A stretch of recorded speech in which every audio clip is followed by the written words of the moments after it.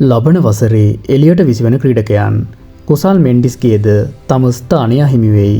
මේ වසරේ වසරක කොන්ත්‍රාත්තුවට ඇතුළත් ක්‍රීඩකයන් 46 දෙනාගෙන් ප්‍රධාන ක්‍රීඩකයන් කිහිප දෙනෙක් ඉවත් කිරීමට බලාපොරොත්තු වන බව තේරීම් කමිටුව විසින් තීරණය කර තිබෙනවා. එයට හේතුව ලෙස ඔවුන් පෙන්වා දෙන්නේ බොහෝ කාලයක් ක්‍රීඩා කිරීමට අවස්ථාව දුන්නද එම ක්‍රීඩකයන්ගෙන් ශ්‍රී ලංකා කණ්ඩායමට සැලකිය යුතු දායකත්වයක් ලැබී නැති බවයි.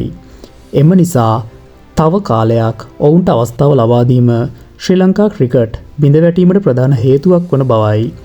ඒ අතරට කණ්ඩායමේ සිටින පන්දුවට පහර දෙන ප්‍රධාන ක්‍රීඩකයන් කිහිප දෙනෙක් සහ පන්දු යවන ක්‍රීඩකයන් කිහිප දෙනෙක් ඉවත් කරන බවයි.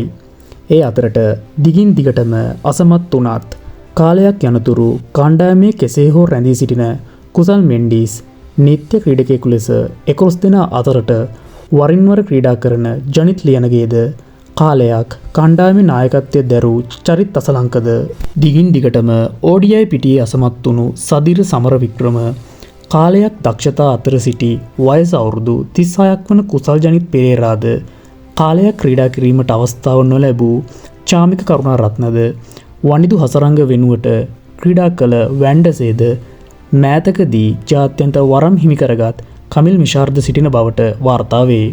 කෙසේ හෝ මොවුන්ගෙන් යම් කෙනෙකු මේ වසර තුල සැලකිය යුතු දක්ෂතා දැක්වුවහොත් පමණක් නැවත කණ්ඩායමේ රැඳී සිටීමට වාග්ය උදාවන බවද වාර්තා වේ.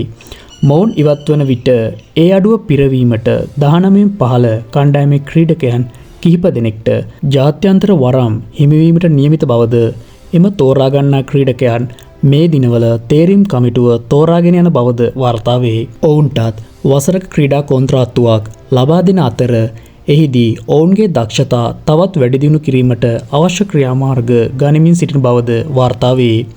ඉදිරියේදී ශ්‍රී ලංකා කණ්ඩායමට තේරීපත් වන නවක ක්‍රීඩකයන්ගේ නම් අප නාලිකාව හරහා නිල වශයෙන් ඉදිරිපත් කිරීමට බලාපොරොත්තු වෙමි.